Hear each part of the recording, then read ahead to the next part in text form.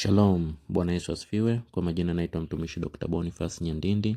Karibu tena katika siku hii ya leo, ninakuletea ujumbe ule ule wa kuinuka tena. Leo nataka nizungumzie kwa namna ambayo labda utaweza kunielewa. Unachotakiwa kujua kwamba kuanguka si kushindwa. Haijalishi umeanguka mara ngapi, lakini tambua kwamba ukianguka si kushindwa.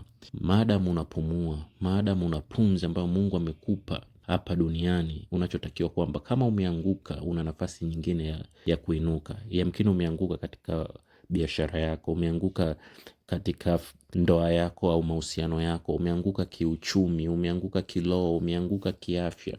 Mwambie Mungu, nitainuka tena, nitasimama tena.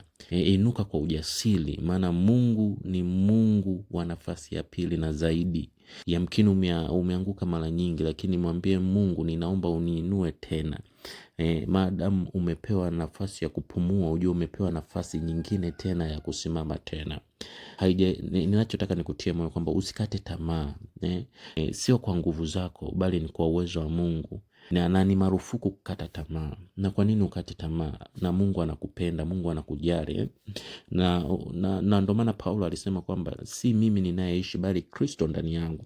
Tambua kwamba nguvu ya kuinuka iko ndani ya Kristo. Yesu Kristo ndiye anayekutia nguvu ya wewe kuinuka tena. Usitegemee akili zako, usitegemee nguvu zako, bali mtazame Yesu Kristo aliyekufia pale msalabani. Kwa kupigwa kwake wewe umepona kila aina ya taabu, kila aina magonjwa. Kwa hiyo usikate tamaa. Usikate tamaa. Yamkini afya yako haiko vizuri, yamkini ndoa yako haiko vizuri, yamkini mahusiano yako, yamkini biashara zako, uchumi wako, lakini unachotakiwa kwamba yupo Mungu ambaye anakutia nguvu, ambaye atakuwezesha wewe kuinuka tena na kusonga mbele. Mwaka huu hautakiwi kukata tamaa, hautakiwi kuvunjika moyo. Mungu anakupenda, Mungu anakujali. Unachohitaji si historia mpya, bali msimamo mpya. Historia imeshajiandika, lakini unachohitaji ni msimamo mpya. Kuamua kutoka ndani yako kwamba mimi sasa nimeamua kusonga mbele. Haijalishi nitakutana na vikwazo vya aina gani, lakini nitasonga mbele. Haijalishi utapita katika bonde la uvuli wa mauti, lakini tambua Bwana yuko pamoja na wewe ili kukuokoa.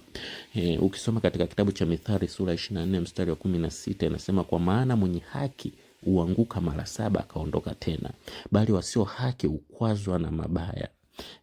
Wale ambao hawana, wasio haki, watenda maovu, likitokea baya yote wanakwazwa. Lakini wewe mtakatifu wa Mungu unapoanguka, inuka tena, songa mbele, kwa sababu yupo Mungu ambaye ni mtetezi wako, yupo Mungu ambaye atakutetea na kukupigania.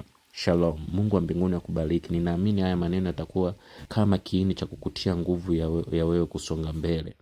Angalia mbele, tazama mbele, na Mungu yupo pamoja nawe ili kukuokoa na kukupigania. Mungu wa mbinguni akubariki. Na kama utakuwa na changamoto yoyote, basi tuwasiliane kwenye namba 0719120449. Nitumie message WhatsApp. Karibu pia katika grupu la maombi na tutaombeana, na hasa tunaomba wakati wa usiku. Naamini Mungu atakutia nguvu, kukutia nguvu kusonga mbele katika kipindi chochote ambacho unapitia. Mungu wa mbinguni na akubariki. Amen.